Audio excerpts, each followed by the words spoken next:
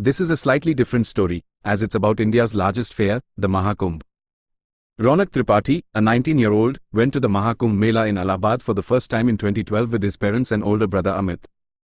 The Mahakumbh is considered very sacred, and its experience is believed to be life-changing. But for Ronak, it was more of an adventure than a religious trip. He had often heard from his grandmother that stories of both gods and demons are hidden there, and during the Mahakumbh, the water of the Sangam, confluence of rivers, holds a unique power within it. When Ronak reached the Sangam with his family to bathe, he saw people chanting mantras everywhere, and the air was filled with the fragrance of incense. While bathing, Ronak felt a strange heat, as if the water around him was boiling.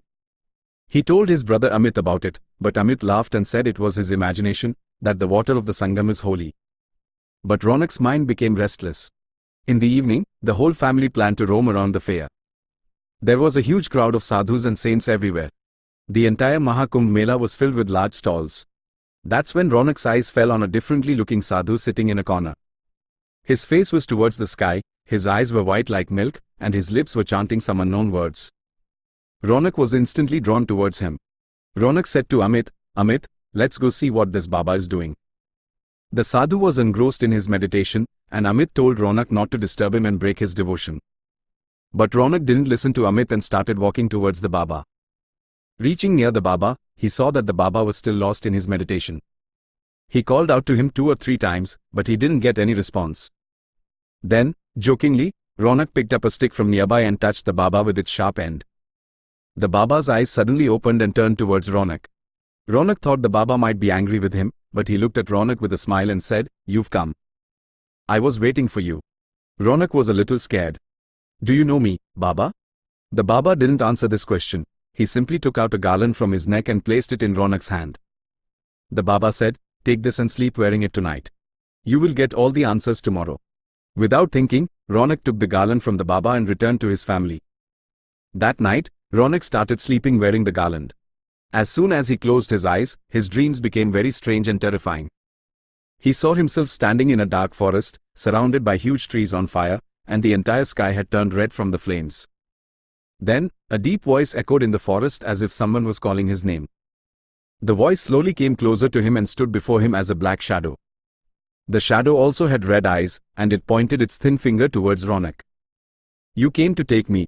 Now it's time for you to come with me," the shadow said to Ronak, and suddenly, it seemed to merge into him. Ronak woke up screaming, his shirt soaked in sweat. He looked at the garland, which had suddenly become very hot and glowing. Ronak immediately took off the garland and threw it on the ground and then went back to sleep covering himself with a sheet. In the next few days, strange incidents started happening with the Tripathi family. Due to a short circuit, a fire broke out in Ronak's father's clothing shop. His brother Amit was fired from his job, and his mother's health suddenly started deteriorating. Meanwhile, one day Ronak was cleaning his cupboard, and while cleaning, he was shocked. He found the same garland inside the cupboard that he had thrown away a few days ago. He talked to his mother, and she told him that she had kept the garland safely in the cupboard. Now Ronak was convinced that whatever was happening was probably because of that garland. This time, he went and threw the garland in the dustbin. The next day, Ronak was watching a TV show on his laptop in his room when he felt as if someone was standing right behind him. Ronak turned around, but no one was there.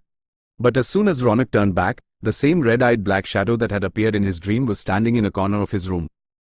Seeing it, Ronak was so scared that he couldn't even speak. The black shadow slowly came closer to Ronak and said, "Come back to the Sangam." Ronak ran screaming to his brother's room and, panicking, told Amit, "Amit, that shadow is back, and it's calling me to the Sangam." Amit didn't understand Ronak's words. He explained to him that it was all Ronak's imagination and that he would take him to the temple the next morning, which might help him overcome his fear. But Ronak was terrified that night. The next morning, without telling anyone, he took a bus to Allahabad. The bus stopped for tea at night. After drinking tea, as soon as Ronak opened his bag to take out his wallet, his soul trembled. The same garland was lying in Ronak's bag. Ronak took a long breath and convinced himself that he would go to the Mahakumbh and meet the same Baba and everything would be all right. He paid and sat back on the bus. Throughout the journey, Ronak felt that the black shadow was somewhere with him, very close to him. The next morning, reaching the Mahakumbh, Ronak ran straight to the fair to find that Baba. As soon as he saw the Baba, he fell at his feet and started crying uncontrollably. The Baba angrily said to him, "Fool, why have you come to me now?" You disturbed a sadhu's worship, now you will pay the price. Ronak's tears wouldn't stop, and he understood his mistake. He begged the sadhu for forgiveness, crying. After some time, the sadhu took pity on Ronak and took the garland back from him and put it around his own neck. Suddenly, after the garland was gone, Ronak felt very light. Ronak saw that the black shadow was standing above the Baba's head, and within moments, it merged into the Baba. That day, Ronak took a bath in the Mahakumbh once again, and he understood that one should never disturb a sadhu absorbed in devotion. After returning home, he told everything to his family. Gradually, the problems that had befallen his family also disappeared. Ronak and his family are going to the Mahakumbh again this year in Prayagraj.